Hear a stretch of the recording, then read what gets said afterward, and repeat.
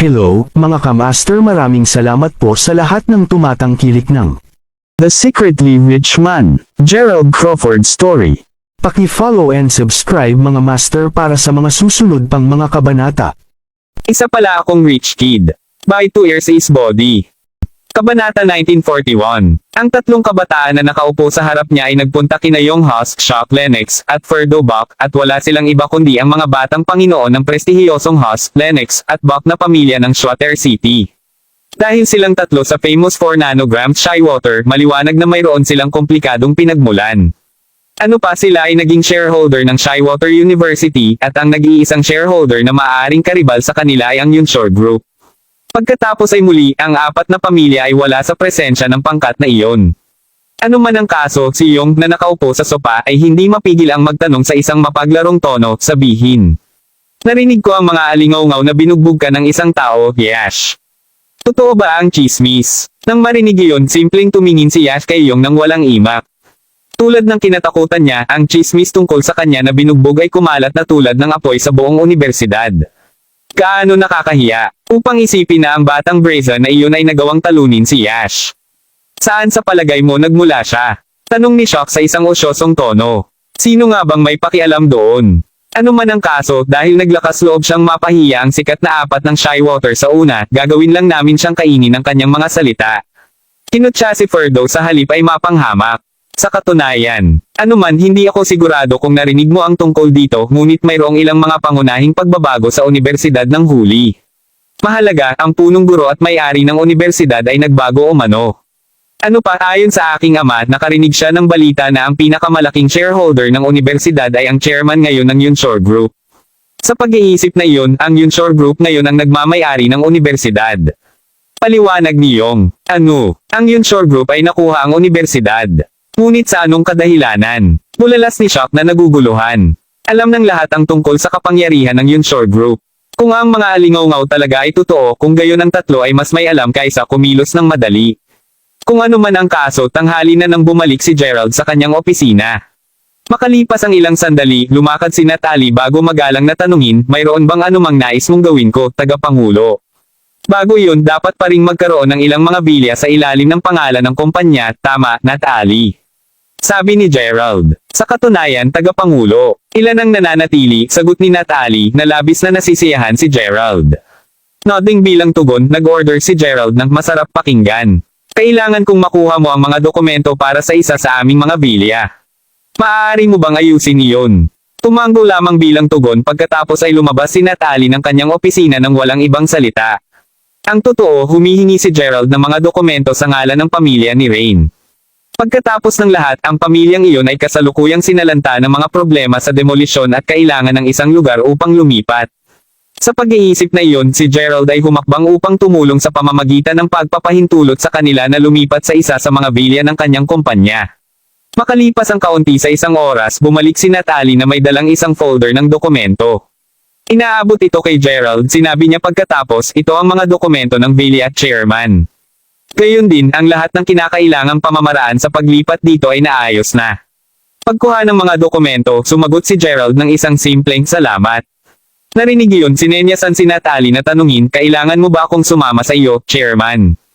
Mabuti na, magtungo ako doon ng mag-isa. Maaari kang magpatuloy sa pagtatrabaho sa opisina. Kabanata 1942. Sa nasabing iyon, bumangon si Gerald at umalis na dala ang mga dokumento. Mismong si Natalie mismo ang hindi masyadong nag-iisip nito, alam na lubos na si Gerald ay may sariling paraan ng paggawa ng mga bagay. Sa pag-iisip na iyon, ginawa lamang niya ang sinabi sa kanya. Anuman, hindi masyadong mahaba bago dumating si Gerald sa ospital. Naturally, nandoon siya upang makilala si Rain at ang kanyang pamilya. Alinmang paraan, sa pangalawang nakita nila siya, lahat ng pamilya ni Rain ay hindi mapigil ang ngumiti. Mismong si Dexter mismo ay hindi mapigil ang itanong, Gerald, anong ginagawa mo dito? Hindi ka ba busy? Sigurado ka bang hindi kami masyadong gumagamit ng oras mo? Nakangiting tugon lamang pagkatapos ay sumagot si Gerald, mabuti, tito. Anuman, narito ako upang talakayin ang isang bagay sa inyong lahat. Nang makita kung gaano sila nalilito matapos marinig iyon, tiningnan ni Gerald ang mag-asawa bago idinagdag, narinig ko mula kay Ray na ang lugar na iyong tinitirhan sa kasalukuyan ay malapit ng wasakin. Sinabi na rin sa akin na hindi ka pa nakakahanap ng matutuluyan, tama ba? Narinig iyon pasimpleng bamaantong hininga si Dexter, isang walang magawang ekspresyon sa kanyang mukha habang sinabi niya, sa totoo lang. Ang mga bahay sa panahong ito ay napakamahal, alam mo ba? At wala talaga kaming pera upang makakuha ng magandang lugar upang manatili. Ano pa, ang ina ni Rain ay sumailalim lamang sa operasyon. Nasa isang tunay na nakakagambalang sitwasyon kami. Nakikita kung gaano kalaki ang isang problema para sa kanilang tatlo, pagkatapos ay sumagot si Gerald sa isang tiwala na tono, nakikita ko. Sinabi sa katotohanan, narito ako upang makatulong na malutas ang mismong issue. Naturally, nagulat ito sa pamilya ng tatlo. Makalipas ang isang maikling paghinto, sinenyasan si Dexter na magtanong, talaga? Tutulungan mo ba talaga kami, Gerald? Kung tutuusin, kung si Gerald ay totoong tumatakbo, kung gayon ang kanilang pinakapangunahing problema ay tiyak na aalagaan. Hindi ako magbibiro tungkol sa mga ganoong bagay, di ba? Sagot ni Gerald, isang seryosong ekspresyon ng mukha habang inaabot ang mga dokumento kay Dexter.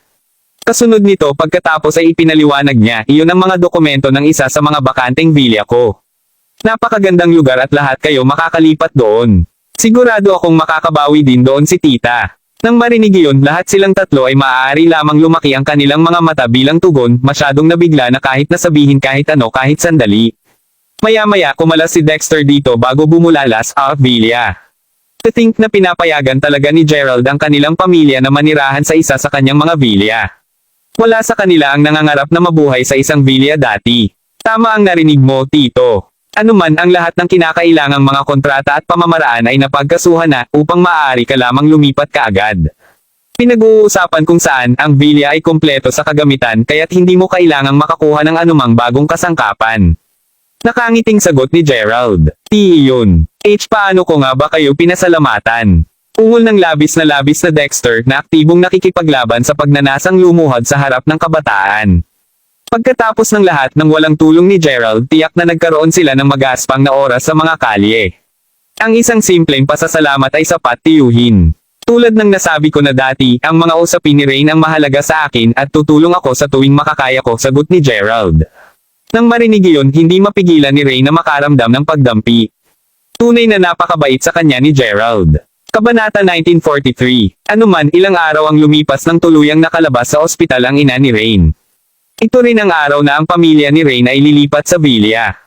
Sa pag-iisip na iyon, tiniyak ni Gerald na paalalahanan sina Rain at Dexter na ipak ang lahat ng kanilang mga damit at personal na gamit bago makuha ang ina ni Rain mula sa ospital.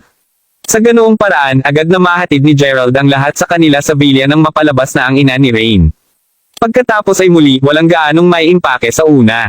Kung sa bagay tulad ng sinabi dati ni Gerald, ang villa ay kompleto na sa gamit sa mga gamit sa bahay at elektrisidad.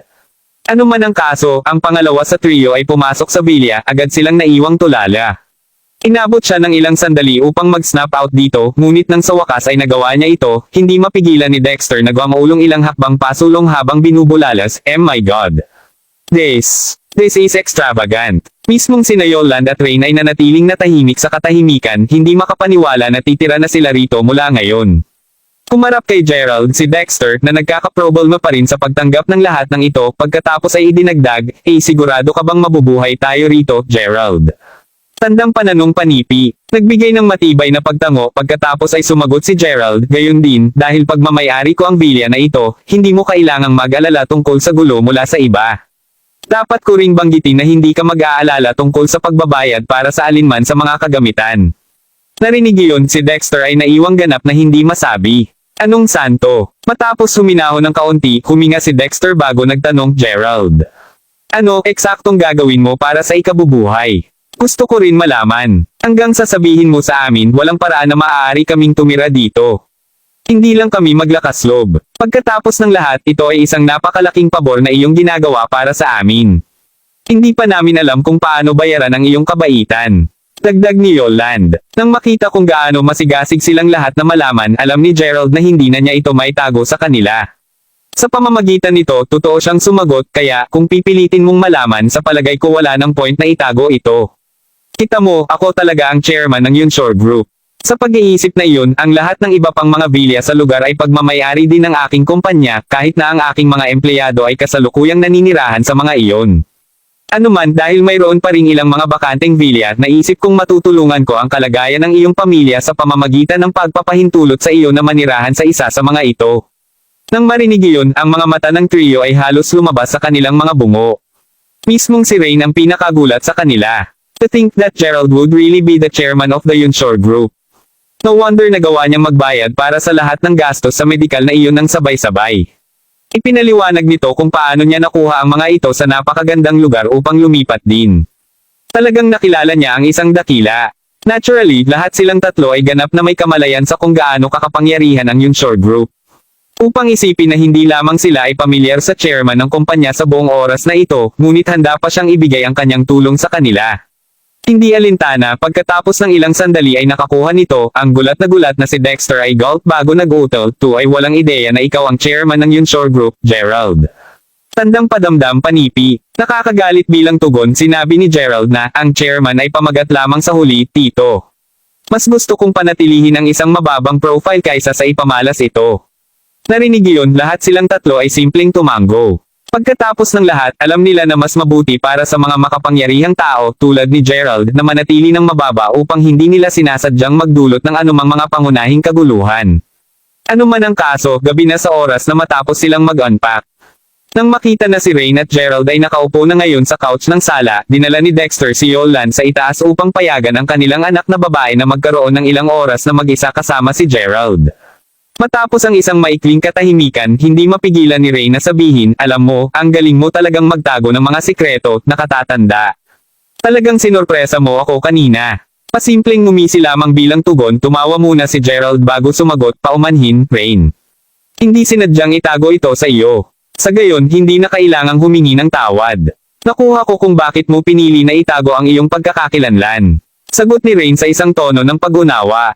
Kabanata 1944. Natutuwa akong gawin mo ito. Pinag-uusapan kung saan nakuha ko na ang Shywater University. Naisip ko lang na nais mong malaman, sagot ni Gerald, agad na nakamamanghang Rain ulit. Grabe, casual niyang binili ang buong universidad. Ito ay tunay na isang gawa na nagagawa lamang ni Gerald. Kaya ikaw ang pinakamalaking shareholder ng Shywater University ngayon. Hindi nakakagulat na hindi ka takot sa sikat na apat ng Shywater. Bulalas ni Rain habang pinagsama niya ang 2 at 2. Pagkatapos ay muli, si Rain ay kalahati lamang tungkol sa palagay na iyon. Kahit na hindi nakuha ni Gerald ang Shywater University, mananatili siyang hindi natatakot sa sikat na apat. Pagkatapos ng lahat sa kanya, sila ay simpleng apat na mga playboy na hindi kailangang matakot o tingnan man lang. Hanggat hindi nila siya ginugulo, hindi man lang siya abala tungkol sa kanila. Gayunpaman kung gagawin nila ito, susunurin lamang niya sila kasama ang kanilang mga pamilya. Pagkatapos ng lahat, alam ng lahat na ang pagkakasala sa Yunshore Group ay hindi isang magandang ideya dahil ang mga kahihinatnan ay palaging magiging mapanirang, anuman, medyo huli na nang magpaalam si Gerald kay Rain at umalis sa villa. Tuldok-tuldok. Habang maaari siyang manatili ng mas matagal pa, hindi na siya naganap dahil katapusan ng linggo bukas at naalala niya ang pangako kay Erla na dalhin siya sa isang amusement park. Sa pag-iisip na iyon, binalak niyang mag-turn in ng maaga upang magising siya ng madaling araw, alinmang paraan, mga siyam nang siya ay dumating sa kanyang villa. Pagpasok, sinalubong siya ng karaniwang paningin ni Erla at Natalie na nakaupo sa sopa, tumatawa habang nanonood ng telebisyon. Nang napagtanto nila na bumalik si Gerald, mabilis na umakyat sa couch si Early bago sumigaw, bumalik ka na, G. Crawford. Sa pag-unawa na natagpuan siya ni Erla na mas mahalaga kaysa sa telebisyon, hindi mapigilan ni Gerald na ngumiti habang sumagot, iyon, ako. Tutal pupunta kami sa amusement park bukas, hindi ba? Maaga sa kama, maagang babangon. Narinig iyon, agad na sumigla si Erla bago sinabi, Ikaw ang pinakamahusay, Tito Gerald. Nakangiti lamang sina Gerald at Natalie nang makita nila kung gaano kasaya si Erla. Ang inosenteng ngiti ng batang iyon ay tunay na nakapagpapagaling kahit na ang pinakapagod sa mga kaluluwa. Tuldok-tuldok. Ngayong mainit at nakaka-relax na, hinarap ni Gerald si Natalie bago nagturo mag-book ng 3 mga tiket para sa Happy Amusement Park mamaya. Sama-sama tayong pupunta doon. Nodding bilang tugon, sumagot si Natalie, nakuha mo ito, tagapangulo. Kumadjadyak sa kagalakan, sinabi ni Erla, sabihin. Maaari ba akong makatulog sa iyo ngayong gabi, kapatid na Natalie? Sandali na nagulat nang marinig iyon, mabilis na kumalas mula dito si Natalie bago sumagot ng nakangiti, syempre kaya mo. Minsan pa nga na nagpalakpak si Erla pagkatapos ay bulalas, Salamat kapatid na Natalie. Ginawa ni na Gerald at Natalie na isang punto na ibigay kay Erla ang lahat ng pagmamahal at pag-aalaga na maaring maalok nila. Sa pag-iisip na iyon, ang isang simpleng hangarin ay tiyak na walang problema para kay Natalie. Kabanata 1945. Kung sa bagay, alam ng duo na sila lang ang pamilya ni Erla. Kung hindi nila tinatrato ng maayos si Erla, sino pa ang gagawa? Ano man ang kaso, medyo gabi na nang tuluyan ng humiwalay si Gerald sa dalawang batang babae na hinimok ang duo na magtungo sa silid ni Natalie. Tulad ng ipinangako, nakatulog si Erla kasama si Natalie at tinitiyak ni Natalie na yakapin siya ng mahigpit habang natutulog sila ng maayos. Si Gerald mismo ang nagbukas ng isang bote ng alak nang makarating siya sa balkonahe ng kanyang silid. Nakasandal sa upuan niya sa damuhan habang humihigop ng alak, pagkatapos ay nakatingin si Gerald sa magandang langit sa gabi.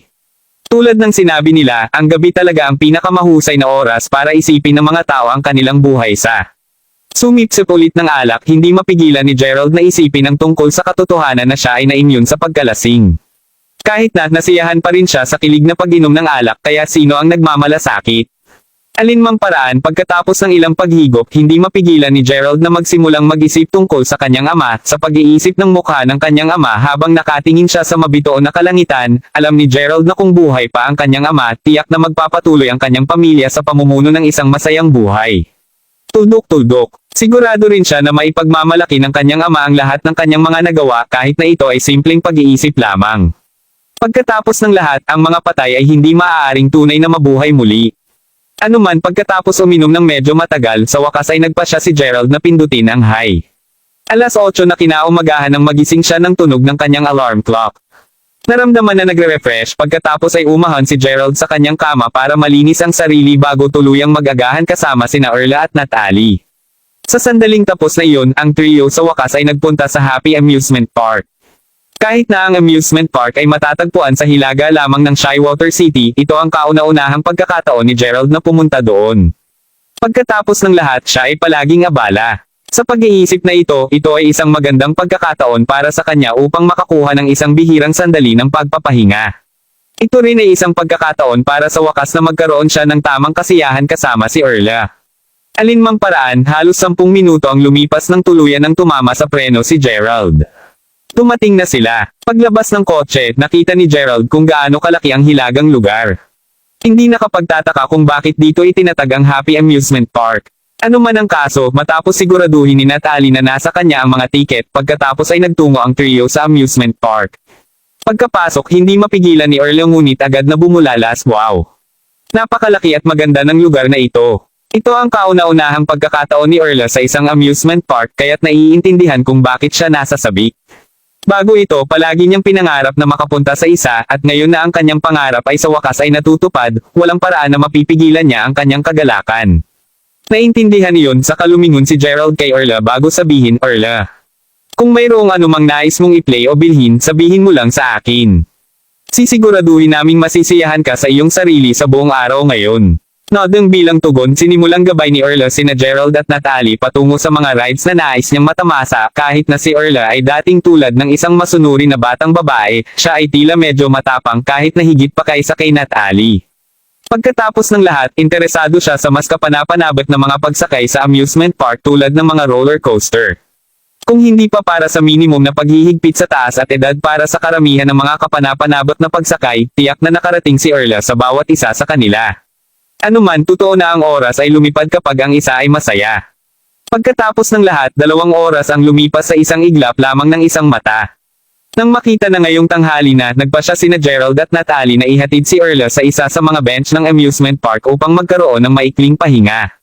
Kahit na ganun, mukhang gusto pa rin ni Erla na ipagpatuloy ang pag-e-enjoy niya. Nakangiting nakita niya iyon, sinenyasan si Gerald na magtanong, kaya, ano ang naiisip mo ngayon, Erla? Nag-e-enjoy ka? Kaagad na tumango bilang sagot, pagkatapos ay sumagot si Erla, ako nga. Kung hindi ito masyadong gulo, maaari ba tayong bumalik dito sa hinaharap? Pero syempre, sabihin mo lang sa akin o Miss Moon kapag naramdaman mo ang pagnanasa na pumunta muli dito. Tiyak na hanapin namin ang oras upang dalhin ka dito upang magsaya. Nangako kay Gerald nang walang kahit katiting na pag-aatubili. Oo, salamat G. Crawford, Miss Moon. Mulalas ni Erla, lahat ng ngiti habang tumango siya na may glee. Kabanata 1946. Kasunod nito, lumingon siya kay Natalie at sinabing, pwede ba kaming pumunta sa banyo, Miss Moon?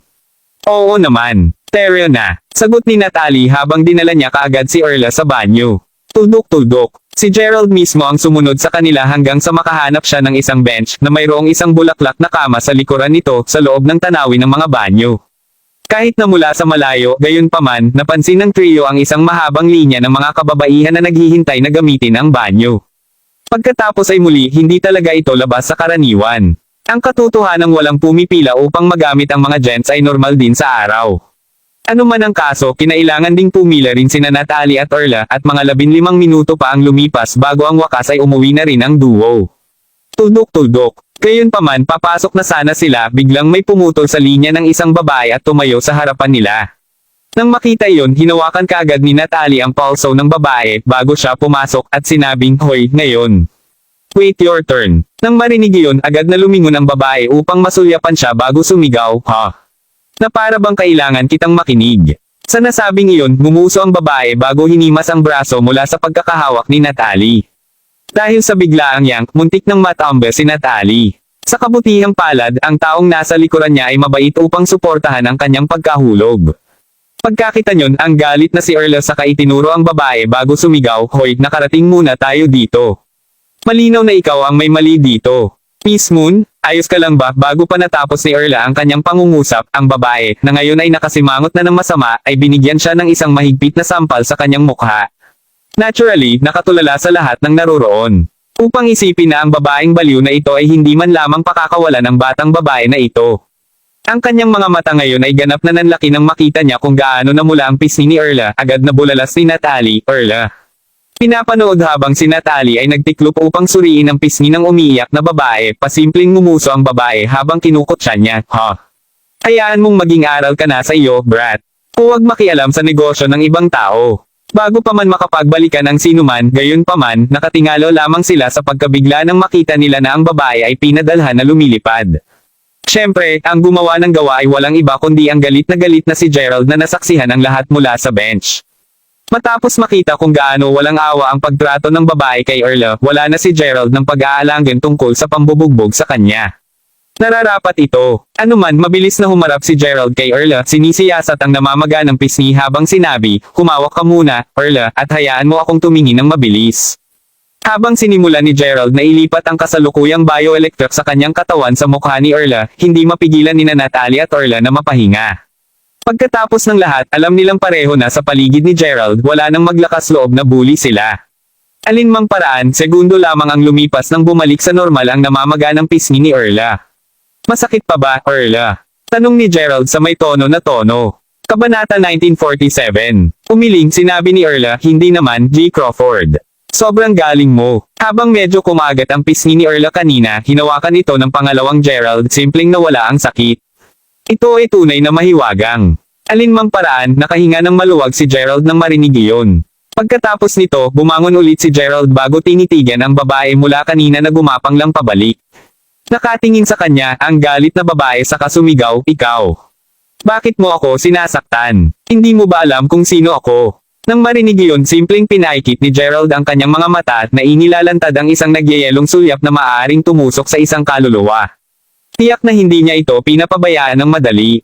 Tulad ng bagay na mahalaga. Ang mga pamagat ay ibinibigay lamang sa mga tao at malinaw na ikaw ay isang hayop para sa kahit na matapang na tretuhin ang isang batang babae sa ganitong paraan. Ganting sagot ni Gerald. Tama siya. Bukod siya ang nagsimula sa lahat sa pamamagitan ng pagputol ng linya. Alam ko, di ba, na para bang iba ang reaksyon niya kung may pumutol sa linya niya. Naririnig ang lahat ng mga nanunood na napanood ang buong nangyari, sumisigaw sa kanya, ang napahiyang babae ay maaaring mamula sa hiya. Tunay na ito ay isang kahabag-habag na pakiramdam na hamakin ng lahat, ikaw.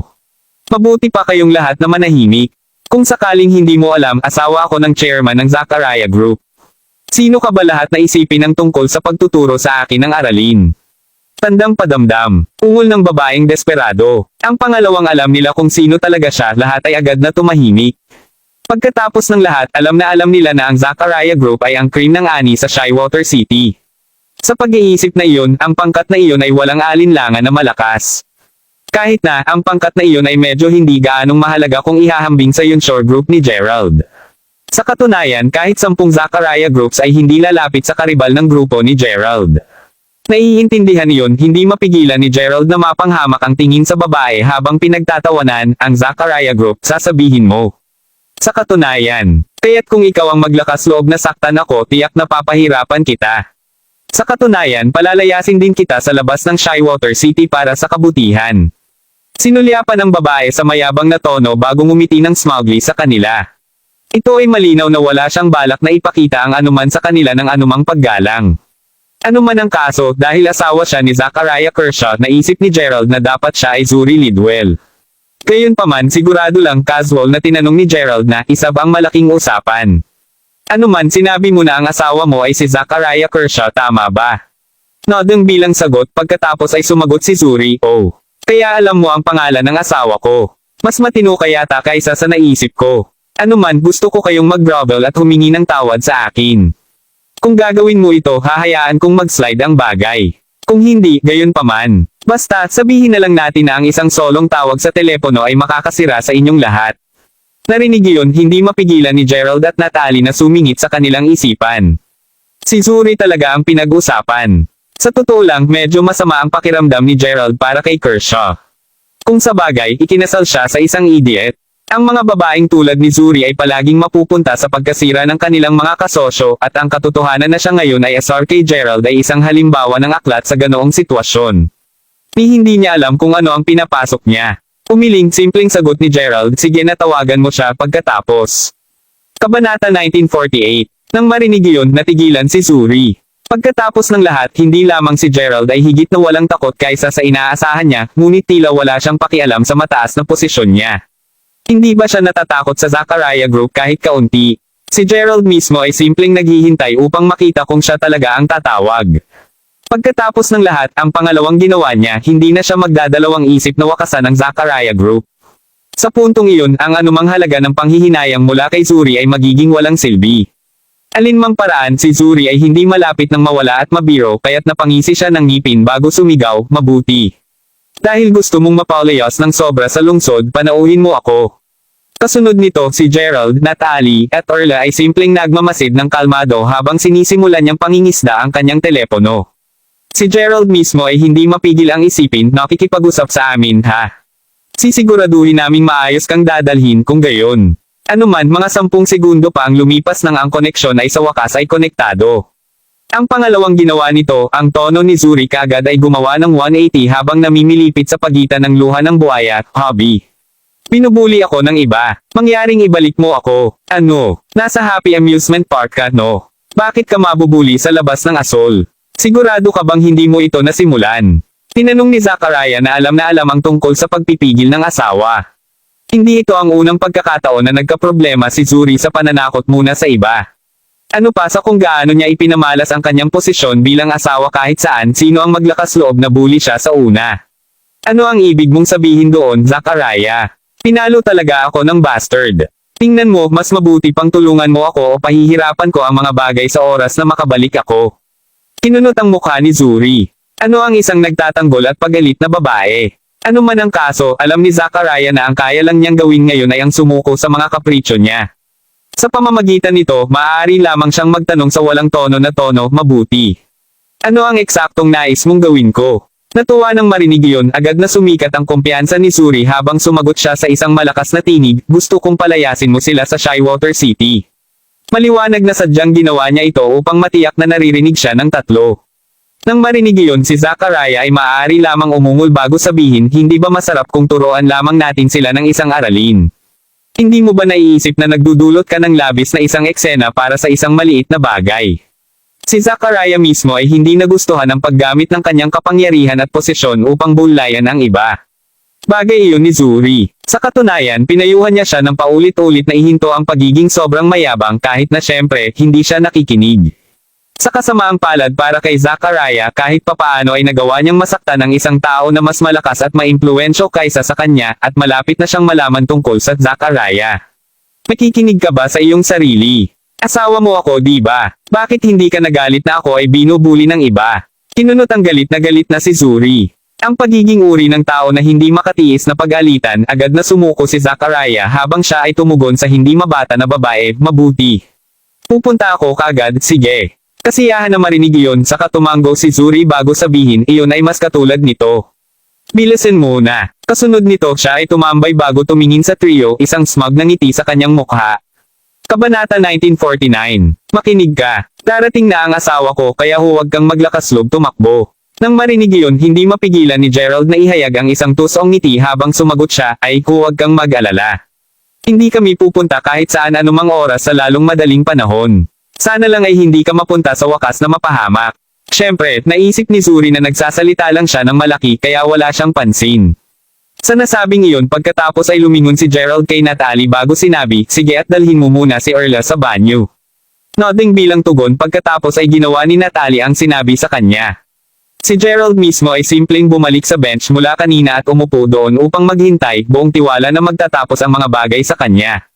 Sa pag-iisip tungkol dito, nagtaka si Gerald kung susubukan ng duo na humingi ng tawad sa kanya kapag napagtanto nila kung sino talaga siya. Kung gagawin nila ito, sasabihin lamang niya sa kanila na magmakaawa sa kanya na pakawalan sila. Siyempre, kahit na ginawa nila iyon, hindi talaga iyon makakabago kahit ano. Pagkatapos ng lahat, Zuri ay nagkaroon ng kanyang pagkakataon at siya bust ito. Mabilis na humigit kumulang na 40 minuto mamaya, ang isang angkop na tao ay maaaring makita na tumatakbo papunta sa Zuri. At halata na si Zachariah ito. Habang nagpatuloy siya sa pagjogging, hindi maiwasang isipin ni Zachariah kung gaano niya kamahal ang kanyang asawa. Kung sa bagay, bakit pa siya magmamadali hanggang sa tumagal kahit na napakalayo niya nang tumawag siya. Gumastos pa nga siya ng kaunti sa tiket upang makarating lamang dito. Ano man nang huminto siya sa harap niya, huminga muna siya ng malalim bago magtanong, sige, narito ako. Nasaan ang mga taong iyon? Tandang pananong panipi. Pinagmamasdan ng kanyang asawa na simpleng nakaturo sa trio na sabay na nakaupo sa bench pagkatapos ay umirap si Zachariah ng bahagya sa kanilang direksyon bago malapitan ang mata. Habang si Zachariah ay kaagad na nagsimulang maglakad paakyat kay Gerald, sumunod si Zuri sa likuran niya. Naghihintay siya ng pinakamahabang oras para sa kanyang pagdating at ngayong nandito na siya, handa pa siyang turuan ang tatlong iyon ng isang mabagsik na aralin. Sa kasamaang palad, ang lahat ay bababa lamang dito, hindi bababa sa para sa kanya. Alinmang paraan sa sandaling siya ay sapat na malapit, ang panga ni Zachariah ay halos bumagsak. Kaya't hindi siya nakakita ng mali, si Gerald talaga. Napagtanto na nasa tubig na kumukulo na siya ng mainit na tubig, nauutaw lamang si Zachariah na si Chairman Crawford. To think na nagawa ng kanyang asawa na masaktan ng chairman ng Yunshore Group. Oh, kaya nakikilala mo ako, Chairman Kershaw. Ano man, kumusta ka? Tanong ni Gerald sa isang mapaglarong tono. Na parang hindi ko ka makilala, Chairman Crawford. Sumagot si Zachariah, ang kanyang tono ay napuno ng paggalang.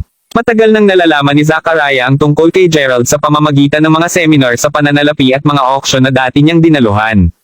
Kahit na wala siyang pagkakataon na makipag-ugnay sa kanya hanggang ngayon. Nakita ko. Kaya kahit nakilala mo ako, Chairman Kershaw, ang asawa mo ay tila hindi sabi ni Gerald. Kabanata 1950. Nang marinig iyon, agad na nahuli ni Zachariah na si Gerald ay hindi direktang sinasabi na hindi niya pinag-aralan ng mabuti ang kanyang asawa. Sa pag-iisip na iyon, lumingon siya upang masulyapan si Zuri bago sumigaw, bobo mong babae. Magmadali at humingi ng paumanhin kay Chairman Crawford. Nang marinig iyon, lumaktaw ang puso ni Zuri. Kung sa bagay, hindi pumasok sa isipan niya na ang piniling away niya ay walang iba kundi ang chairman ng Yunshore Group. Napagtanto na talagang nagawa niya ito sa pagkakataong ito, agad na nawala ang kayabangan ni Zuri habang maamo siyang bumubulong sa isang magalang na tono, humihingi ng paumanhin, Chairman Crawford.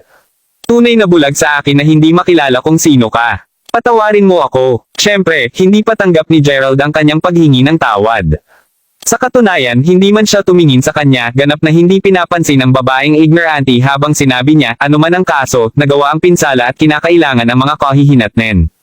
Gayunpaman, dahil mukhang medyo mas matino ka kaysa sa bufo na iyon, bibigyan kita ng dalawang mga pagpipilian upang harapin ang maliit na pinsala na ito sa atin. Una, kung nais mo talagang protektahan ang iyong Zachariah Group, nais kong hiwalayan mo siya. Kung pipiliin mo ang pangalawang pagpipilian at tumanggi na itapon siya, gayunpaman, kukuha lang ako ng Zachariah Group at alam mong palagi kong nakukuha ang gusto ko. Kung sakaling hindi mo alam, sinampal niya ang pamangkin ko kanina kung kaya't labis akong paninindigan sa paggawa nito. Ang sasabihin sa katotohanan, alinman sa mga pagpipilian ay hindi nakakaakit sa kanya. Kahit na, alam ni Zachariah na kailangan niyang pumili ng isa sa huli. Kung sa bagay, alam niya sa lahat ng mga tao kung gaano siya kakapangyarihan. Kung nakuha ni Gerald ang kanyang kumpanya pagkatapos ito ay talagang magiging lahat para sa kanya. Gayunpaman, maiiwasan niya iyon sa pamamagitan ng paggawa ng isang maliit na sakripisyo. Pinapanood sa sobrang takot habang ang kanyang asawa ay tumingin sa kanya, kaagad na nagsumamo si Zuri, "Hobby. Mangyaring huwag akong hiwalay. Alam ko na ngayon na nagawa kong mali.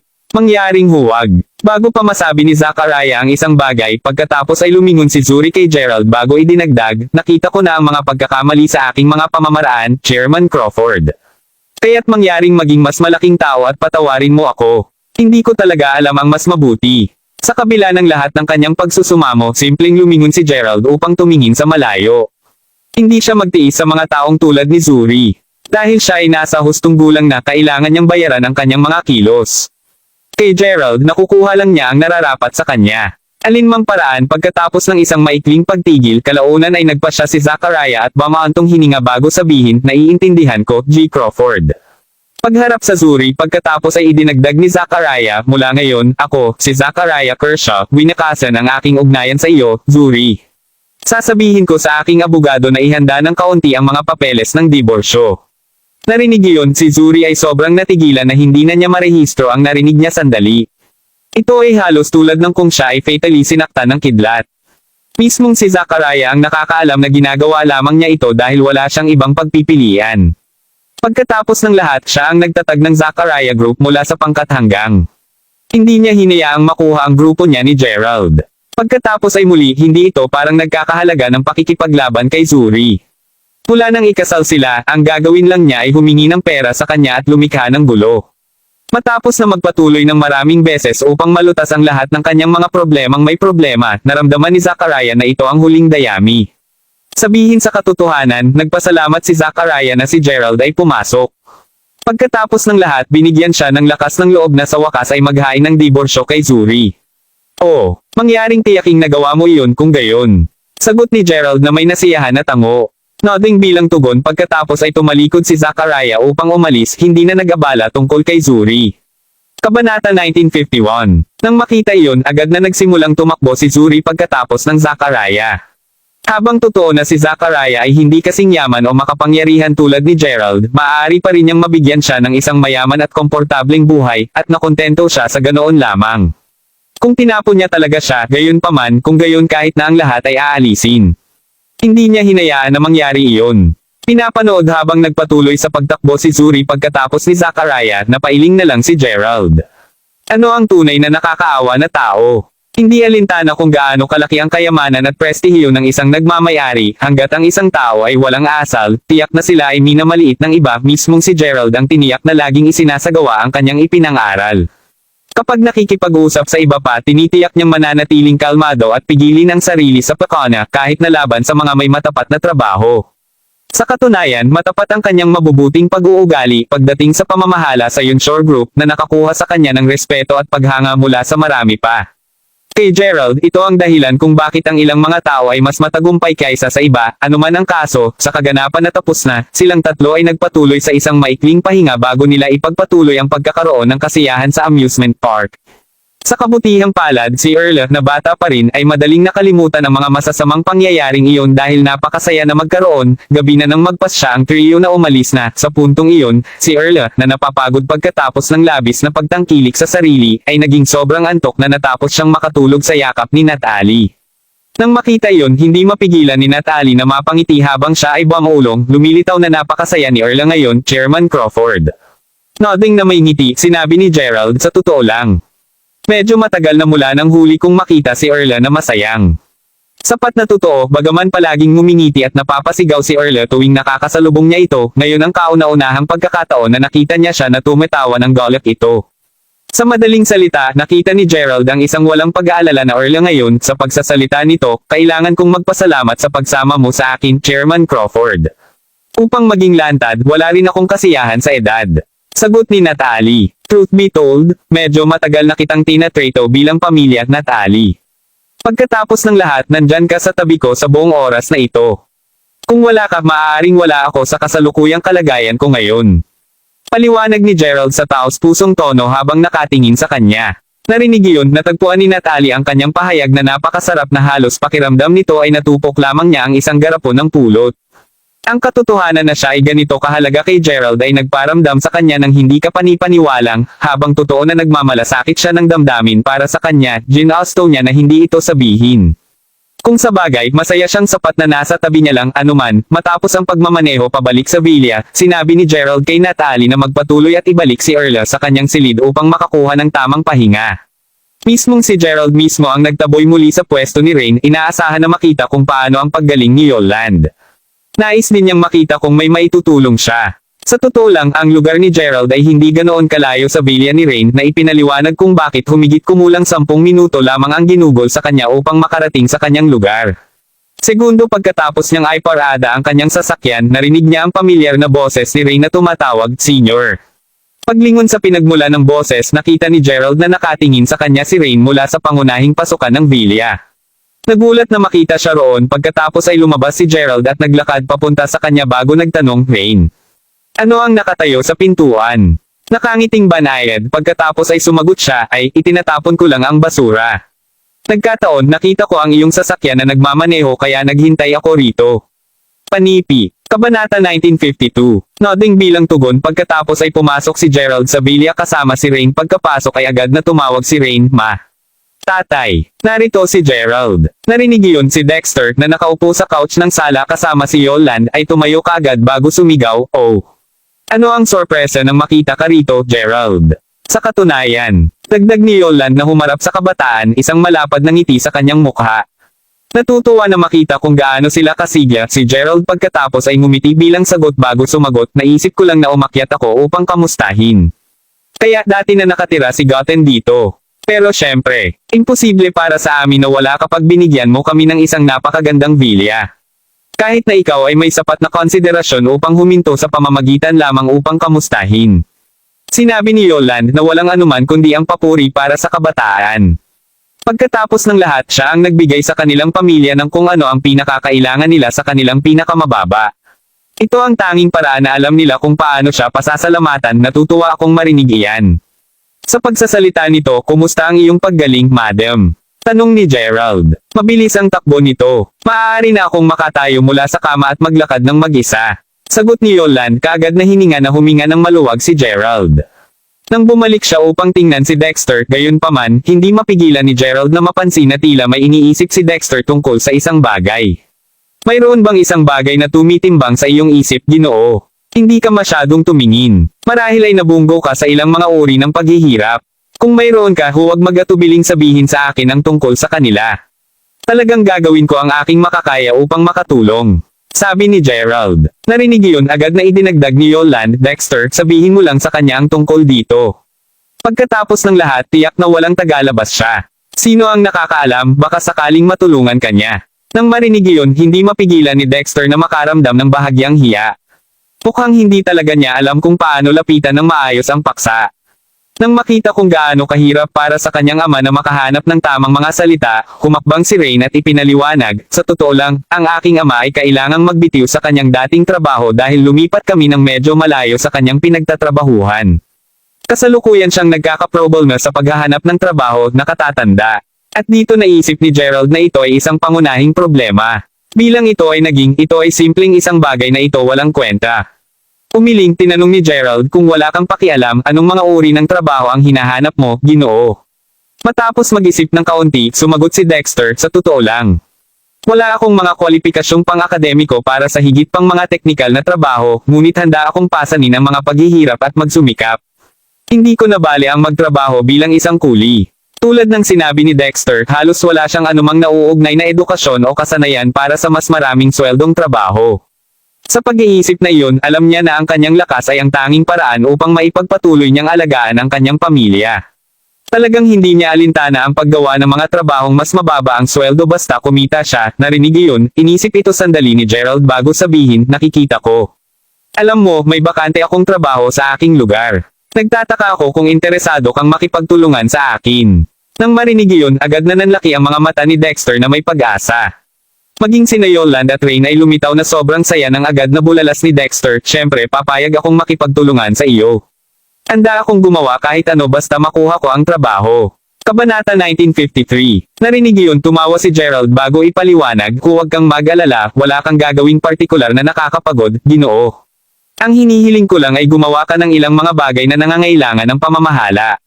Ang sweldo mismo ay $1,500 bawat buwan. Kumusta naman? $2,500.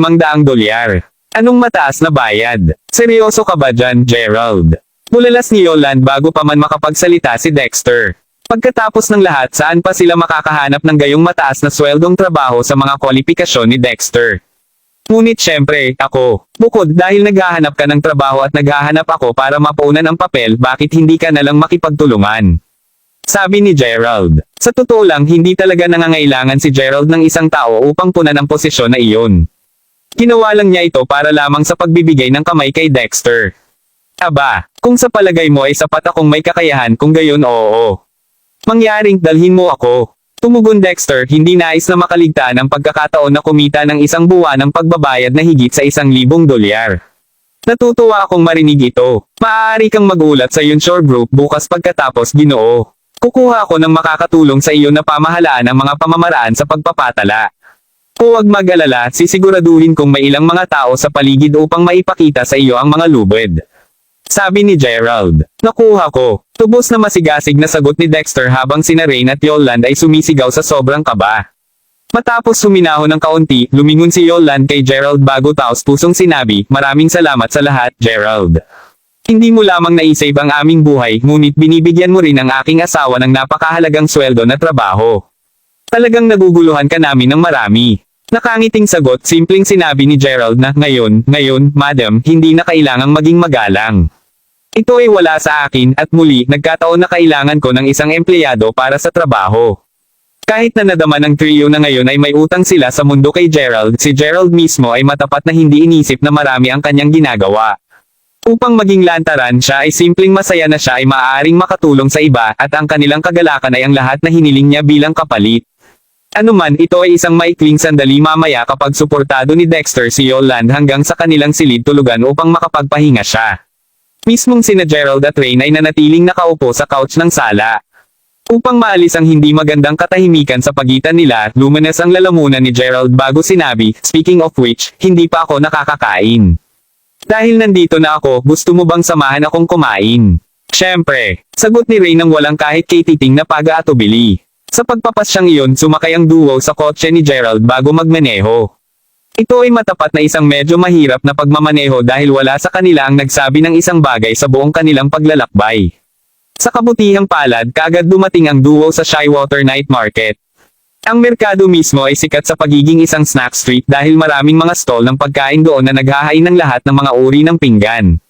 Sa pag-iisip na iyon, ang lugar ay kadalasang labis na buhay kahit na pagkatapos ng 10 sa gabi. Ang mga nagpunta doon ay karaniwang mga manggagawa sa opisina na nais na magsaya at aliwin ang kanilang sarili pagkatapos ng trabaho. Si Gerald mismo ay madalas na puntahan ang merkado sa nakaraan dahil sa lahat ng masasarap na pagkain doon. Gayunpaman, mula nang mabigyan siya ng isang mas mataas na pagkakakilanlan, siya ay dahan-dahan na nagsimulang dumalaw sa halip na mga high-end na bar at club. Sa pag-iisip na iyon, medyo matagal na mula nang huli siyang dumating dito at pinilit niyang bisitahin ito muli upang gunitain ang isip habang naghahaponan. Alinmang paraan, ngayong nandoon na sila, mabilis na dinala ni Gerald si Rain sa isa sa mga stall upang kumain. Gayunpaman sa pag-upo, hindi mapigilan ni Gerald na maramdaman na ang buong night market ay sumailalim sa isang matinding pagbabago. Hindi ba talaga siya napunta dito ng ganoong katagal? Kabanata 1954. Ano man ang kaso, ang stall na pinili ni Gerald at Rain na kumain ay itinatag ng isang matandang mag-asawa. Pagkaupo, agad na tumawag si Gerald, boss.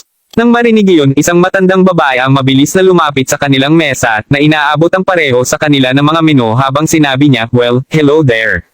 Halika, tingnan mo kung ano ang nais mong magkaroon. Narinig iyon, nagsimulang mag-scan ang duo sa pamamagitan ng kanilang mga menu. Sa totoo lang, ito ang kauna-unahang pagkakataon na kumain si Rain sa isang night market. Sa pag-iisip na iyon, tama siyang napuno ng napakaraming mga pagpipilian na maalok sa menu. Si Gerald naman ay naging regular pagdating sa pag-order ng pagkain sa night market. Dahil dito, hindi natagal ang lahat para itaas niya ang kamay bago sinabi, boss. Nais kong magkaroon ng 20 kutsan kebab, isang plato ng pritong noodles, isang inihaw na isda, isang plato ng mga pakpak ng manok. Sa oras na matapos ang listahan ni Gerald, nakatingin lang sa kanya ang malapad ang mata ni Rain. Napakaraming pagkain. Paglingon sa kanya, tinanong ni Gerald, kumusta naman ka, Rain? Huwag mag-alala tungkol sa mga gastos, mag-order lamang ng kahit anong gusto mo. Umiling siya bilang tugon, simpleng ngumiti si Rain ng mahina habang sumagot, well, medyo umorder ka na, nakatatanda. Bakit hindi muna natin tapusin iyon? Narinig iyon, tumango lang si Gerald bago sabihin, sige, iyan lang ang lahat sa ngayon, boss. Kung kailangan namin ng anumang pagkain, sasabihin namin sa iyo. Nakuha ko. Ihahatid ang pagkain sa ilang sandali. Nakangiting sagot ng matandang babae bago mabilis na bumalik sa kanyang stall. Sa totoo lang, kahit na ang iba pang mga kwadra ay tila maraming mga customer, ang partikular na kwadra na ito ay baog bukod sa mesa ni na Gerald at Rain. Sa pag-iisip na iyon, hindi nakapagtataka kung bakit ang matandang mag-asawa ay mukhang masayang-masaya na paglingkuran sila. Pagkatapos ng lahat, binibigyan nila sila ng negosyo. Anuman, habang naghihintay ng pagkain, napansin ni Rain ang isang bagay na nagtulak sa kanya na agad na bumaulong, hoy, nakatatanda. Tignan mo dyan. Sa palagay ko ang lechon ng kebabs ay anak na babae ng matandang babae. Nang marinig iyon, lumingon si Gerald upang tingnan kung saan nakatingin si Rain at totoong-totoo, ang babaeng naglechon ng mga kebab na mukhang kasing edad ni Rain ay tila kanilang anak. Upang isipin na kumikita na siya ng pera sa murang edad, ungol ni Rain na napabuntong hininga, na naramdaman na mayroon siyang mas mahusay kumpara sa kanya, anuman ang kaso, mga 20 minuto pa ang lumipas nang maihain ang lahat ng pinggan. Dahil nandito pa rin ang matandang babae, sinamantala ni Gerald na tanungin, iyon ang iyong anak na babae, boss. Sumagot si Chuckling, sumagot ang matandang babae, siya nga talaga. Kami ng aking asawa ay humigit kumulang na 30 taon nang pinaglihi namin siya at nagpapasalamat lamang kami na siya ay napaka-responsable at masipag. Alam mo, kahit na nag-aaral siyang mabuti, gumagawa pa rin siya ng punto na tulungan kami pagkatapos ng pag-aaral. Talagang pinahahalagahan namin ito dahil kami ay masyadong matanda upang mabilis na magawa ang mga bagay. Napagtanto na medyo sobra na ang sinabi niya, ngumiti ang matandang babae bago idinagdag, gayunpaman, masiyahan ka sa iyong pagkain. Dadalo muna ako sa iba pang mga bagay, ngunit kung kailangan mo ako, huwag mag-atubiling tumawag. Pinapanood ang matandang babae pagkatapos ay bumalik sa kanyang kwadra, ang duo ay nagkibit-balikat bago magsimulang maghukay dahil hindi kumain si Gerald ng mga kebab sa edad, ang pagiging nakakain ng mga ito ngayon ay nagbalik ng maraming mga masasayang alaala. Anong kaligayahan, gayunpaman, ang kanyang sandali ng kapayapaan ay naputol ng isang malakas na pag-crash, ang biglang pumuno sa hangin, sinundan ng isang taong sumisigaw ng beat it. Kasunod nito, mas maraming mga mapanirang tunog ang maririnig. Anong uri ng kaguluhan ang ginagawa? Kabanata 1955. Pagbukas upang harapin ang pinanggalingan ng ingay, agad na sinalubong sina Gerald at Rain nang makita ang dalawang grupo ng mga tao na gumagamit ng iba markang plywood, ibang mga uri ng sandata, pananakot na nagmamarcha sa bawat isa. Malinaw na malapit na silang makisali sa isang away ng pangkat. Nang makita kung gaano kasama ang sitwasyon, kaagad na nagsimulang mag-impake ang mga may-ari ng stall at customer upang tumakas, ayaw na madrag sa kanilang laban. Kahit na ang matandang mag-asawa at ang kanilang anak na babae ay nagpapanik at nasa kalahati na sila ng pag-iimpake ng kanilang stall sa oras na bumalik sina Gerald at Rain upang tingnan sila. Ang pagtaas ng isang bahagyang kilay, sinabihan si Gerald na magtanong, sino ang mga taong iyon, boss? Narinig iyon, ang matandang babae ay mabilis na sumagot, ang mga ito ay gangsters ng lugar na ito, at sa sandaling magsimula silang mag-away, wala silang pakialam sa buhay ng iba. Basta alam mo, ang ilang mga tao ay nadrag sa kanilang gulo sa huling oras na may nangyari na ito, kaya mas mabuti kang tumakbo habang kaya mo. Panatilihin ang pera at isaalang-alang na ito ang aming tretuhin. Naturally, nagulat si Gerald nang marinig iyon. Upang isipin na ang mga gangsters na ito ay talagang duke ito sa isang pampublikong lugar. Anuman, kahit na ang pamilya ng tatlo ay nakatapos ng pag-iimpake at aalis na kasama ang kanilang cart, bahagya silang nakagawa ng ilang mga hakbang nang magsimulang mag-away ang mga hooligan. Tulad ng sinabi ng matandang ginang, ang mga taong ito ay tila walang pakialam sa kabutihan ng iba sa sandaling nagsimula silang mag-away. Pagkatapos ng lahat, sila ay labis na mabangis at nakikipaglaban na parang walang bukas. Sa pag-crash at clanging sa buong lugar, tunay na ito ay isang magulong tanawin upang makita. Bigla, napanood ni na Gerald at Rain bilang isang kalalakihan at nakakatakot na mukhang kalbo, na tila isa sa mga pinuno ng grupo, ay tumakbo papunta sa stall ng matandang mag-asawa at kumuha ng isang sandok bago sumugod pabalik upang harapin ang kalaban na grupo. Siyempre, walang nagawa ang pamilya ng tatlo upang pigilan siya. Kung sa bagay, takot na takot sila. Sa sandaling iyon, isang bagay na hindi kapani-paniwalang mabilis na lumusot sa paningin ng lahat. At isang split segundo mamaya, ang kalbo na tao ay nagbigay ng isang nasasaktan. Sa masusing pagsisiyasat, ang kanyang braso ay tila nabasbasan ng palito ng lahat ng mga bagay. Sa pagsisimula ng dugo na lumabas mula sa sugat, lahat ay nakatingin lamang, natulala. Habang alam nila ngayon kung ano ang sandata, walang nakakaalam kung sino ang nagtapon ng palito. Tulad ng pagtataka nila tungkol doon, tumayo si Gerald bago casual na sumisigaw, "Hoy, ngayon. Kung nais mong labanan ng labis, bakit hindi mo hanapin ang isang lugar na medyo may bakante pa? Pagpili ng gayong pampublikong lugar upang makipaglaban sa isang pangkat. Ano ang mangyayari kung saktan mo ang kapwa?" Ha! Nang marinig iyon, ang kalbo na lalaki at ang kanyang mga miyembro ng gang ay agad na itinoon ang kanilang tingin kay Gerald. Upang isipin na ang taong ito ay talagang maglakas loob na harapin sila sa oras na tulad nito. Kahit na ang mga mula sa kalaban na paksayon ay tinitingnan na ngayon, ang parehong mga grupo pansamantalang masyadong natahimik upang ipagpatuloy ang kanilang laban. Kabanata 1956. Hell, ang mga gangsters ay hindi lamang ang nagulat.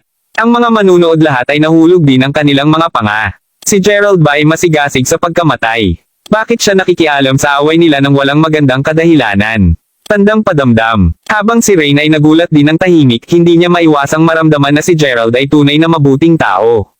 Pagkatapos ng lahat, walang pakialam sa iba pa ang eksena, wala sa kanila ang naglakas loob kahit na gumawa ng isang hakbang pasulong upang ihinto ang mga hooligan. Sa kaulit, hindi talaga sila masisisi. Pagkatapos ng lahat, ang kalbo na tao at ang iba pang mga gangsters ay labis na mapanganib at nakakatakot. Walang nagnanais na makapasok sa kanilang masamang libro. Tuldok-tuldok. Ano man ang kaso, hindi gaanong natatakot sa kanila si Gerald. Kung sa bagay, wala silang iba kundi mga langgam sa kanya. Bukod, nasiyahan si Gerald sa pagtulong sa iba, kaya sino pa ang mas mahusay sa kanya na maging isang puting kabalyero sa ganoong sitwasyon. Ano pa, nais niyang gamitin ang oportunidad na ito upang matulungan ang magandang pamilya ng tatlo na naibukod pa sa kanyang bayarin. Paimpel niyang isinasaalang-alang ito bilang kanyang sariling paraan ng pagpapasalamat sa kanila. Anuman, bago pa man makapagsalita ang isang kalbo, isang kabataan na nagpapalakas ng isang hairstyle ng itik ay lumakad at itinuro kay Gerald habang sinagot niya, "Hoy, ngayon, sino ka rin ba para makialam sa aming negosyo?" Tandang padamdam, panipi. Kasunod nito, nagpatuloy ang kabataan sa paglalakad palapit kay Gerald. Gayunpaman, bago pa siya mahawakan ng batang lalaki, hinawakan na ni Gerald ang kanyang daliri, at sa isang nakakasakit na iglap, ay naging malinaw sa araw kung ano ang nangyari. Agad na baluktot, mabilis na pinugasan ng kabataan ang kanyang mukha, ayaw na sumigaw sa matinding paghihirap. Pagkatapos ng lahat, ang pagkakaroon ng isang daliri na naputol na ganoon ay tiyak na nagdala ng hindi mabata sakit. Bago pa makabangon ang kabataan, sinipa lang siya ni Gerald sa kanan sa tiyan, pinapadalhan siya ng paglipad. Nakatitig ang mata sa batang lalaki na hindi man lang makakrol pabalik dahil sa lahat ng sakit na nararanasan niya, agad na umungal ang kalbo, "Kunin mo siya." Narinig iyon, ang lahat ng kanyang mga nasasakupan ay kaagad na nagsimulang bolting papunta kay Gerald. Siyempre, nanatiling cool si Gerald bilang isang pipino nang mapanganib sila malapit. At wala pang isang minuto, wala sa mga nasasakupang naiwan na nakatayo. Kabanata 1957. Nakatitig ang mata, ang kalbo ay naiwan ng tuluyan nang makita ang kakilakilabot na kalagayan ng lahat ng kanyang mga kalalakihan. Marami sa kanila ang tila nabali ang mga labi, at kung gaano kahirap ang kanilang mga daing, malinaw na wala sa kanila ang pupunta upang makapagpatuloy sa pakikipaglaban. Si Gerald mismo ay nagsimulang maglakad paakyat sa kalbo na ang mga binti ay nanginginig na sa takot. Kung hindi pa ito malinaw na malinaw, nakita ni Gerald na hindi kailangang maging maawin sa mga ganitong tao. Huminga na parang ang Diyos ng kamatayan ay mabilis na papalapit sa kanya, ang kalbo ay nagsimulang maglakad paatras habang nauutal siya, "Anong balak mong gawin?" Narinig iyon, simpleng ngumiti si Gerald ng masungit habang pinamumuhian siyang sumagot, "Mahalaga ba ito? Gayon din, umaatres ka ba? Ano ang nangyari sa buong tapang na iyon mula noon?" Matapos masaksihan ang kakilakilabot na mga kasanayan sa martial arts ni Gerald, na parang ang lalaking kalbo ay maglakas loob pa rin kumilos lahat ng mayabang. Walang paraan na manalo siya laban kay Gerald. Kahit na, alam niya sa isang katotohanan na huli na para sa kanya na magretiro. Tulad ng pag-iisip ng kalbo, kung wala talagang pag-asang makatakas, bigla siyang nakaramdam ng matinding sakit sa kanyang pisngi. At ang susunod na alam niya, nasa sakit na siya ng masakit habang hinahalikan ng mukha ang dumi. Kung gaano kahirap ang sampal ni Gerald, maraming ngipin niya ang nagkalat sa buong lupa at dumadaloy ngayon ang dugo mula sa deformed na bibig niya. Nanginginig habang nakatingin kay Gerald, ang kalbo ay agad na nagsumamo, "Mangyaring, Ginoo. Mangyaring iwan mo ako na. Alam kong mali ang ginawa ko ngayon. Hindi na ako maglalakas loob na gawin ulit ang mga ganoong bagay. Tudok-tudok tandang padamdam. Oh, kaya alam mo kung paano humingi ng awa. Pagkutsa ni Gerald sa isang may galit na tono. Gayunpaman si Gerald ay hindi naisway kahit kaunti. Ang isang taong katulad niya ay hindi karapat-dapat na makiramay. Sir, I mean it. Hindi na ako maglalakas loob na gawin ulit ang mga ganitong bagay. Bago pa natapos ng kalbo ang kanyang pangungusap, ginupit siya ni Gerald sa pamamagitan ng paglipag ng matapang na sipa sa tiyan niya. Sa sandaling ang kalbo na tao ay lumapag medyo malayo, kinuha ni Gerald ang pagkakataong mangutsa, kung manggahas ka na magtipo ng tulad nito upang makipagsapalaran muli sa mga away ng pangkat, tiyakin kong binugbog ko kayong lahat ng muli. Sa katunayan, tuturuan kita ng isang aralin tuwing naririnig ko ang isang tao na nagreklamo tungkol sa pananakot mo sa mga random na sibilyan o pagkuha ng kanilang mga bagay, hindi alintana kung ito ay hindi sinasadya o hindi. Naririnig mo ako. Agad na gumapang sa kanilang mga paa at tumango bilang tugon, agad na tumango ang kalbo at ang mga nasasakupan niya bago kumalas. Kahit na ang iba pang grupo ng mga gangsters ay tumakas sa pangalawang makakaya nila. Ano ang kasuklam-suklam na mga individual, anuman, ngayong wala na sila, isang malakas na palakpak ang maririnig agad. Naturally, ang mga tao ay pumapalakpak para kay Gerald para sa pagiging isang kahangahangang individual. Mismong si Gerald mismo ang kumaway ng kanyang mga kamay ng buong kababaang loob bago bumalik sa pamilya ng tatlo. Nakangiting tiningnan ng matandang babae at sinabi ni Gerald pagkatapos, huwag kang mag-alala, ayos lang ngayon. Hindi na sila maglakas loob na bumalik dito. Maraming salamat. Sumigaw ang matandang babae sa isang malubhang tono. Kung hindi pa pumasok si Gerald ng mas maaga, sino ang nakakaalam kung ano ang mangyayari sa kanilang stall o pamilya? Sa pag-iisip na iyon, nakita nilang tatlo si Gerald bilang kanilang tagabigay, at labis silang nagpapasalamat sa kanya na kinailangan nilang aktibong labanan ang pagnanasang lumuhod sa harap ng kabataan. Pasimpleng ngumiti bilang tugon pagkatapos ay sumagot si Gerald, maligayang pagdating. Pinag-uusapan kung saan hindi pa kami busog kaya't mangyaring mag-ihaw ng mas maraming pagkain para sa amin. Narinig iyon, ang babae ay natigilan sandali bagaman mabilis siyang gumaling at tumango bago sabihin, syempre. Maaari mong kainin ang anumang gusto mo ngayon. Lahat nasa bahay para sa inyong dalawa lang. Panipi. Kabanata 1958. Sa nasabing iyon, bumalik si Gerald sa kanyang kinauupuan habang ang matandang mag-asawa at ang kanilang anak na babae ay nagsimulang muling itaguyod ang kanilang stall. Ang pangalawang Gerald ay naupo, kaagad na sinabi ni Rain na taos pusong paghanga, ang galing mo kanina, nakatatanda. Si Rain, para sa isa, ay nadama na hindi maraming maaaring matalo ang napakaraming mga tao na nag-iisa at sa isang maikling panahon, walang mas kaunti. Natatawang tugon, simpleng sagot ni Gerald sa isang mapagpakumbabang tono, iyon ay wala. Ang mga hooligan na iyon ay masyadong mahina. Siyempre, alam ni Rain na siya ay mahinhin lamang. Pagkatapos ng lahat, ang mga gangsters na iyon ay tiyak na malayo sa mahina. Kahit na, hindi nila magawang itaas ang isang daliri laban kay Gerald. Pagkatapos ay muli, hindi ito lahat nakakagulat. Kung sa bagay, maging si Yash, isang dalubhasa sa taekwondo, ay hindi nagawang kunin si Gerald. Anuman, halos 10 minuto ang lumipas ng maghain ng matandang babae ng isang malaking pinggan ng pagkain bago sina Gerald at Rain, nakangiting tiningnan ang duo, sinabi ng matandang babae, umayos ka.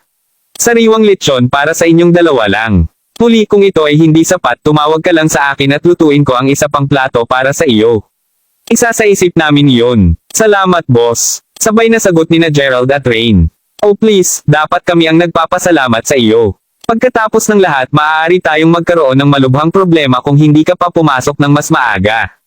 Sinabi ng matandang babae habang kinawayan niya ng bahagya ang kanyang kamay bago umalis kina Gerald at Rain upang bigyan sila ng silid upang masiyahan sa kanilang pagkain.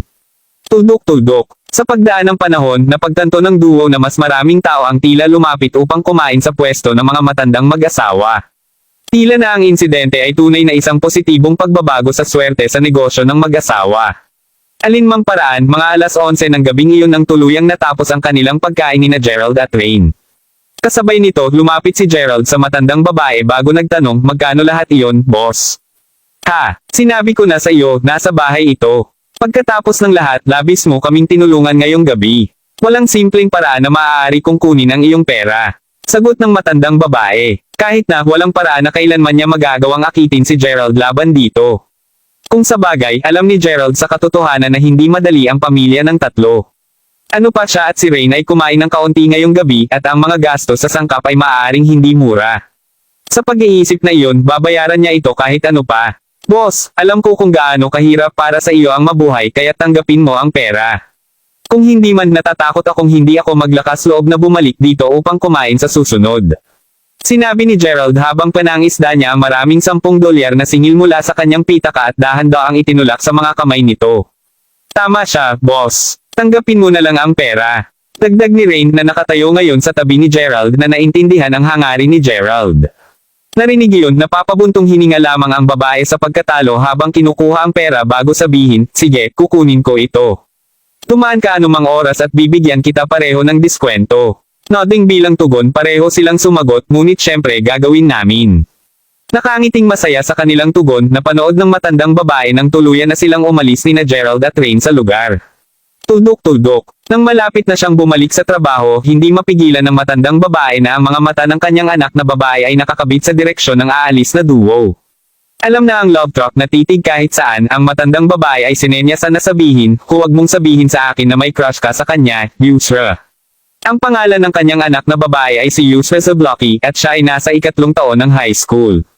Ano man ang kaso, nang marinig niya ang sinabi ng kanyang ina na ang kaakit-akit na si Yusra ay hindi mapigil ang mamula. Kabanata 1959. Ano ang tungkol sa mundo, ina? Nahihiyang ungol ni Yusra. Parang bibilhin ng nanay niya ang kanyang kabulukan. Umiling siya, tiningnan ng babae ang kanyang anak na babae bago sinabi, sigurado akong hindi ko ipaalala sa iyo na ang pangunahing focus mo ngayon ay dapat ang iyong pag-aaral. Kahit na hindi talaga ako tutol sa iyo na makipagrelasyon, ang iba hanggat ang iyong kasosyo ay mabait sa iyo. Nang marinig iyon, yumuko lamang si Yusra. Siya para sa isa, alam na may crush na siya kay Gerald.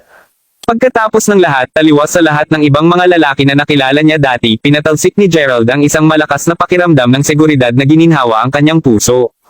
Sa totoo lang kung nagpakita ng pagkakataon, tunay na umaasa si Yusra na makikipagkita ulit siya kay Gerald. Masisiyahan siya na makakausap lamang siya ng isa at nagtataka ako kung ang ganitong pagkakataon ay talagang magpapakita kahit na naisip ni Yusra sa sarili. Pagbalik sa Gerald, pagkatapos ibalik si Rain sa kanyang villa, bumalik siya sa kanyang sarili. Dahil sa huli na, pareho na sina Natalie at Orla na tumama sa high. Sa pag-iisip na iyon, kumuha si Gerald ng isang bote ng alak at umupo sa sala ng mag-isa, humihigop ng pulang alak hanggang sa kapayapaan ng gabi. Sa kabila ng pinakahuling tumungo sa kama, unang nagising si Gerald. Matapos ipadala sa paaralan si Orla, nagsimulang magtungo si Gerald sa kanyang pangkat kasama si Natalie. Habang nagmamaneho siya, iniulat ni Natalie, si Chairman Crawford, Chairman Kershaw mula sa Zachariah Group ay tila darating sa aming grupo ngayon. Gusto mo ba siyang makilala? Ang Zachariah Group. Tanong ni Gerald habang nakataas ang isang kilay. Sa totoo lang, tinawag niya ako na nagsasaad na nais niyang personal na humingi ng tawad sa iyo, paliwanag ni Natalie. Narinig iyon, naalala ni Gerald ang mga insidente noong nakaraang araw. Malinaw na naalala niya kung paano nagpasya si Zuri na makisama sa kanila sa amusement park na humantong sa diborsyo kay Zachariah.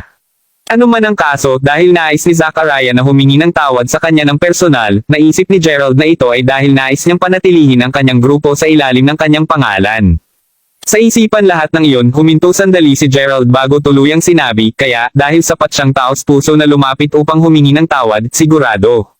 Makikipagkita ako sa kanya. Si Gerald ay hindi eksaktong isang walang konsiderasyong tao. Pagkatapos ng lahat, alam niya sa isang katotohanan na ang kaganapan kahapon ay halos walang kinalaman sa kanya. Ang asawa ni Zachariah ay naging totoong manggugulo. Ang pag-unawa sana Gerald ay hindi tungkol sa gumawa ng mga bagay na labis na mahirap para sa tao. Anuman, halos kalahating oras na ang lumipas nang sa wakas dumating ang duo sa gusali ng Yunshore Group. Bago pumasok sa gusali, kapwa sila sinalubong ng paningin ng isang itim na kotse na nakaparada malapit sa pasukan ng gusali. Siyempre, ang sasakyan ay pag-aari ng walang iba kundi ang Zachariah. Nang mapagtonto na nandito sina Gerald at Natalie, agad na bumaba si Zachariah mula sa kanyang sasakyan bago magalang na batiin, Chairman Crawford. Nakangiting tiningnan ng lalaki pagkatapos ay sumagot si Gerald sa isang mapaglarong tono, kaya't nagkita ulit tayo, Chairman Kershaw. Narinig iyon, hindi mapigilan ni Zachariah na mamula ng bahagya sa kahihiyan.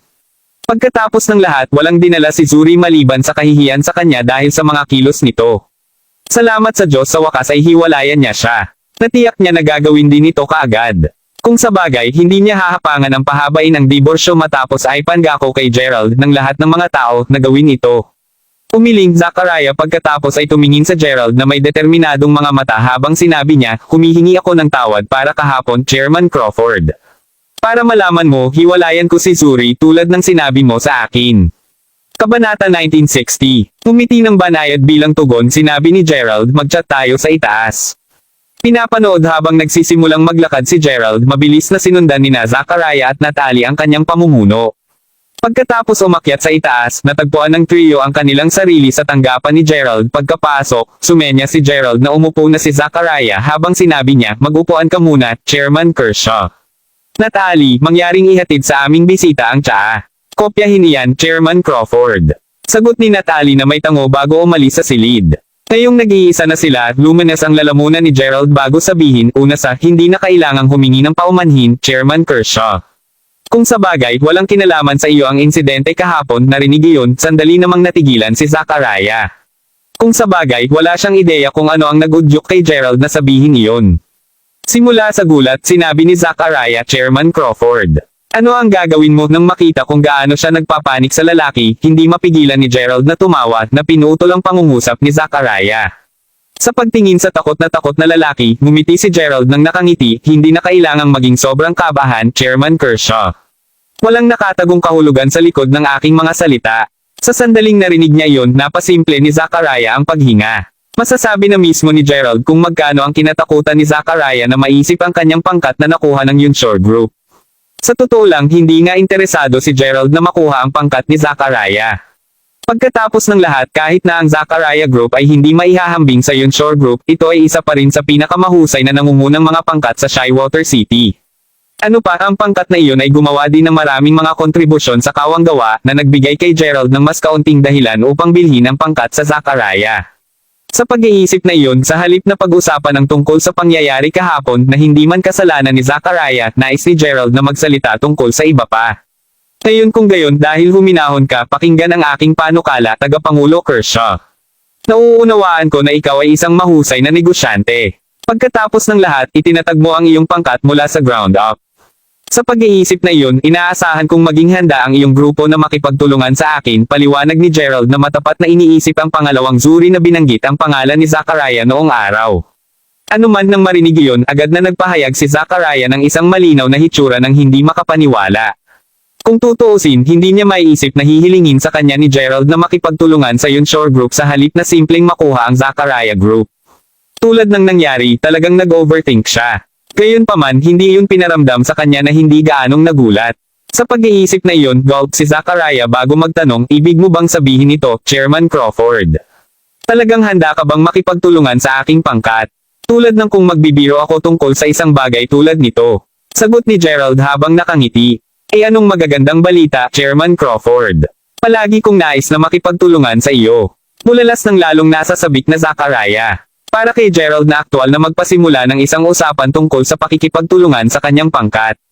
Tiyak na ito ay isang bagay na maipagmamalaki. Natutuwa akong marinig iyon. Ano man, maaari kong malaman kung anong aspeto ang higit na nakikipag-usap sa iyong pangkat ngayon.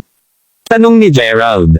Well, higit sa lahat ang pakikitungo ng aking pangkat sa construction, kapwa lokal at panrehiyon, at kasali rin kami sa tanawin ng real estate.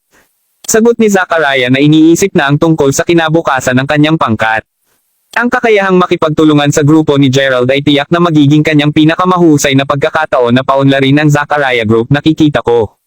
Ano ang pinakamalaking proyekto na mayroon ka ngayon, Chairman Kershaw? Tanong ni Gerald matapos tumango. Maraming salamat mga Kamaster sa walang sawang pagsusubaybay, isang like, share, and subscribe naman dyan mga Kamaster. Abangan ang susunod pang mga kabanata.